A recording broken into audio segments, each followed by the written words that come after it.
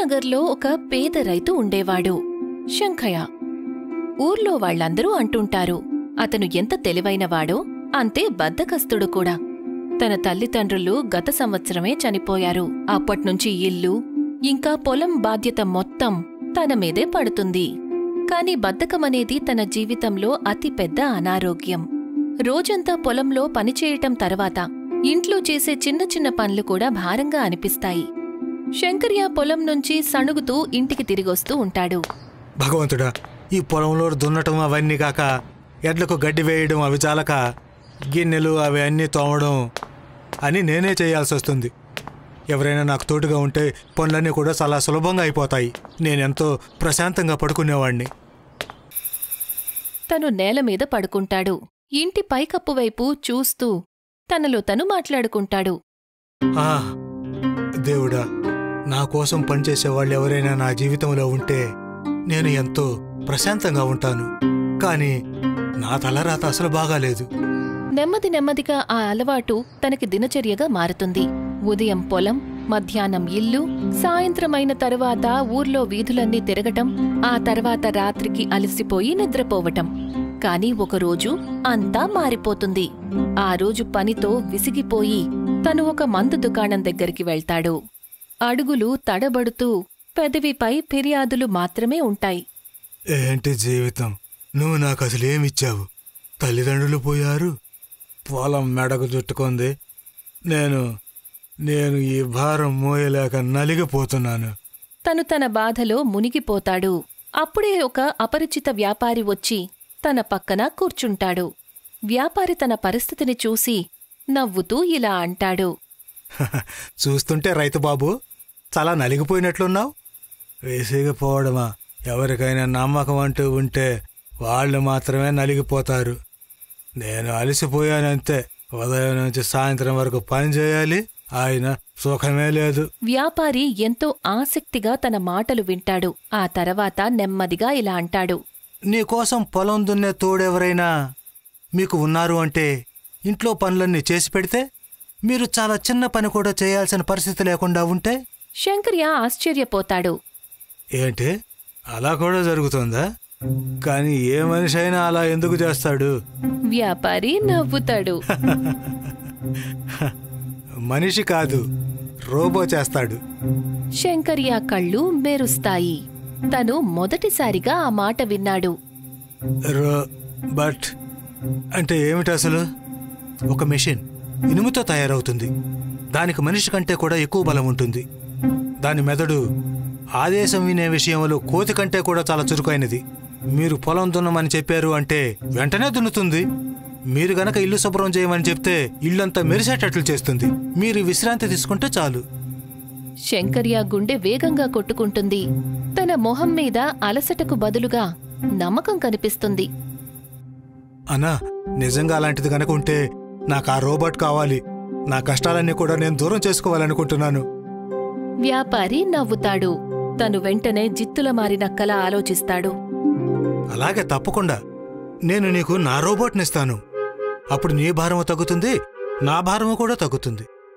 అంటే లేదు, ఏమీ లేదు. నేను రేపే నీకు రోబోట్నిస్తాను, అది కూడా మీ ఇంటికొచ్చి. మరుసటి రోజు ఉదయం వ్యాపారి నిజంగానే శంకర్య ఇంటికి వెళ్తాడు. తనతో పాటు ఒక ఇనుము పొడవైన రోబోట్ కూడా ఉంటుంది. దాని అడుగులు బరువుగా వేస్తుంది. కళ్లల్లో నీలిరంగు వెలుగు నిండిపోయి ఉంటుంది. శంకర్య కళ్ళు మెరుస్తాయి. ఇదిగో రైతు బాబు, ఇదిగో ఇదే నీ కొత్త స్నేహితుడు. దీని పేరు R1. ఇప్పుడు నీ ప్రతి ఆదేశాన్ని ఇది పాటిస్తుంది. నువ్విదిగో ఇక్కడున్న నీలి బటన్ని నొక్కు, ఆదేశాన్నివ్వు, తర్వాత మ్యాజిక్ చూడు. శంకర్య రోజంతా వ్యాపారి దగ్గర రోబోట్ని నడపటం నేర్చుకుంటాడు. శంకర్య ఆదేశం ప్రకారం అది గిన్నెలు తోముతుంది, ఎడ్లకు నీళ్లు పెడుతుంది, శంకర్య కోసం టీ పెట్టిస్తుంది. ఆ కారణంగా R1 శంకర్యకి ఒక పెద్ద వరంగా మారిపోతుంది. ఏం జీవితం అసలు! ఇప్పుడు పనులన్నీ కూడా మెషిన్ చేస్తుంది, నేను ప్రశాంతంగా విశ్రాంతి తీసుకుంటున్నాను. శంకర్య జీవితం మారిపోతుంది. తనిప్పుడు కేవలం ఒక్కటే పని చెయ్యాలి. ఊర్లో కరెంటు దుకాణం నుంచి రోబోట్ కోసం బ్యాటరీలు, వైర్ ఇంకా సెల్ తీసుకురావడం. ఎందుకంటే రోబోట్కి కూడా ఛార్జింగ్ సరైన సమయానికి దక్కాలి. ఇప్పుడిదే శంకర్య జీవితంగా మారిపోయింది. చూస్తూ చూస్తూ నెలలు గడిచిపోతాయి. ఏదైతే సంతోషం ఇన్ని నెలలుగా శంకర్య మొహంలో కనిపిస్తూ ఉందో అదెక్కడో మాయమైపోయే పరిస్థితికొచ్చింది. ఎందుకంటే తను ఇప్పుడు రోబోట్నే రూపంలో చూడబోతున్నాడంటే దాని గురించి తను కనీసం కలలో కూడా ఊహించుండడు. అరే ఏంటిది? సూర్యుడు నడినెత్తి మీదకొచ్చాడు. నువ్వింకా ఇంట్లోనే ఉన్నావా? ఇది కరెక్ట్ కాదు. వెళ్ళు, పొలానికి వెళ్ళు. నీ పనిని మొదలుపెట్టు. పని ఆలస్యమవ్వటం చూసి శంకర్య రోబోట్ని ఆదేశిస్తాడు. కాని ప్రతిరోజు శంకర్య ప్రతి మాట వింటూ వచ్చే రోబోట్ ఇవాళ అక్కడే ఆగిపోయింది. అరే నీకేమైనా చెవుడొచ్చిందా? వినిపించడం లేదా? వెళ్ళు, పని మొదలుపెట్టు. పని పూర్తి చేసుకొనరా. దాని నీలి కళ్ళు ఉన్నట్టుండి ఎర్రగా మారిపోయాయి. శంకర్య మళ్ళీ ఒకసారి గట్టిగా అరుస్తూ రోబోట్ని ఆదేశిస్తాడు. కాని దాని సమాధానం చాలా విచిత్రంగా ఉంటుంది. నేను కాదు, నువ్వే పొలానికి వెళ్ళి పొలం పనులు పూర్తి చెయ్యాలి. రోబోట్ తిరిగి సమాధానం చెప్పడం విని శంకర్య స్తంభించిపోతాడు. తనకేమీ అర్థం కాలేదు అసలు రోబోట్కి ఏమైంది అని. ఏంటి? ఏమన్నావు నువ్వు? నేను పొలానికి వెళ్ళి పని మొదలు పెట్టాలా?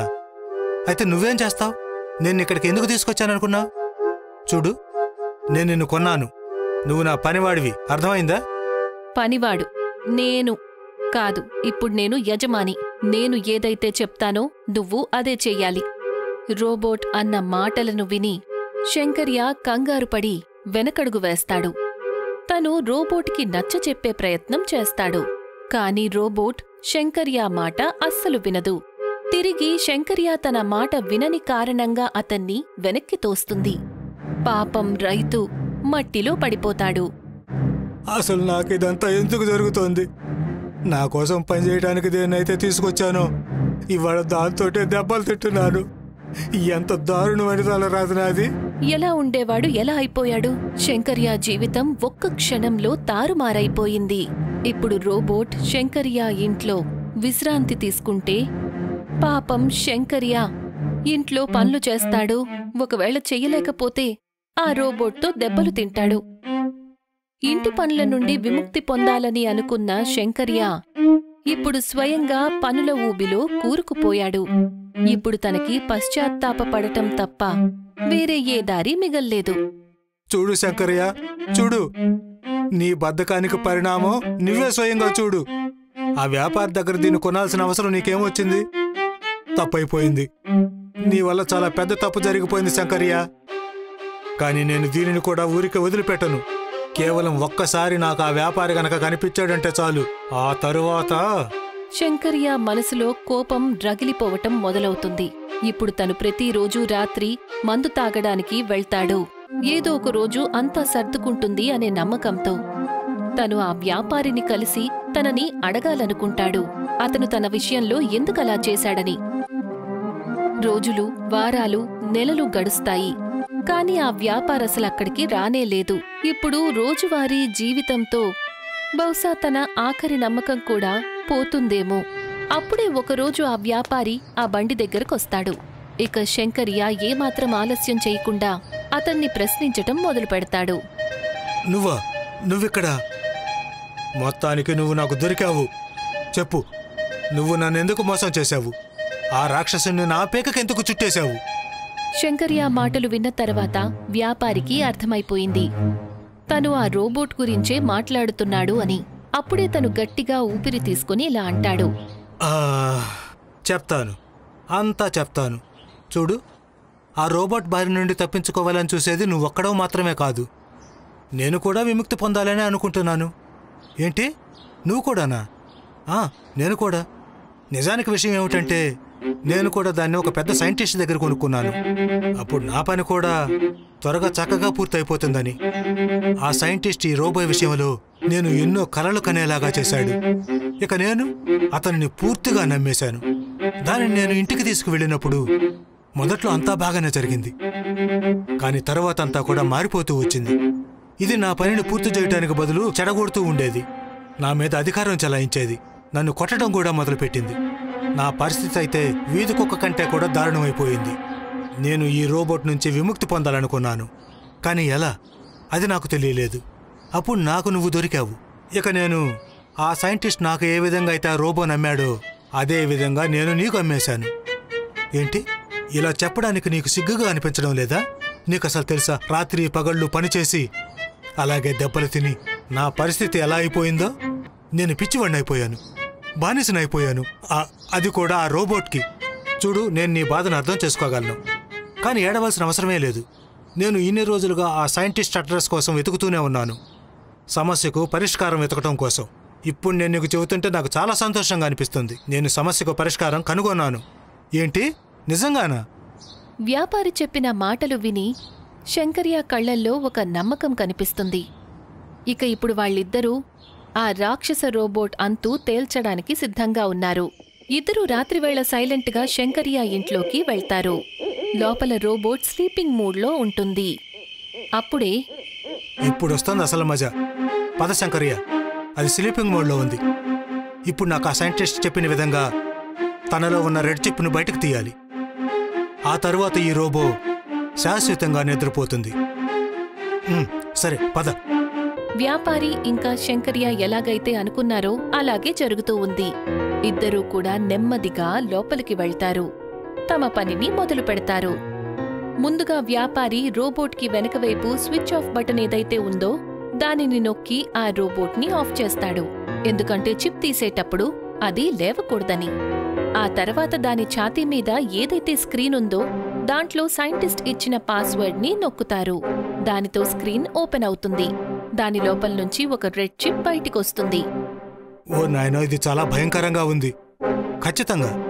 నీకు తెలుసా, ఈ రెడ్ చిప్ కారణంగా ఈ రోబో ఇలా ప్రవర్తిస్తుంది.